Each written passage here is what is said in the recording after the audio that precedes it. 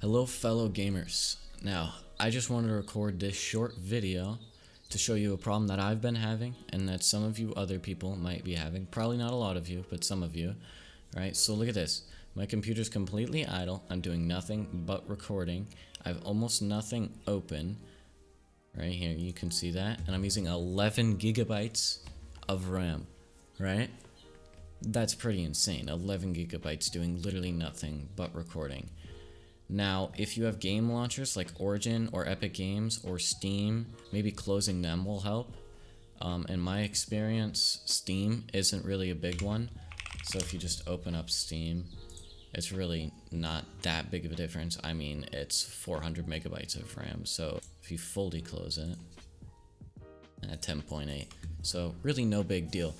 What I found, you get this program called RAMMAP. I'll link it in the description below.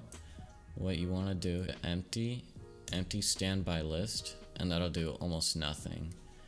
But then you press empty working sets, and you'll see your memory drop pretty significantly. In my experience, it goes below 5 every time.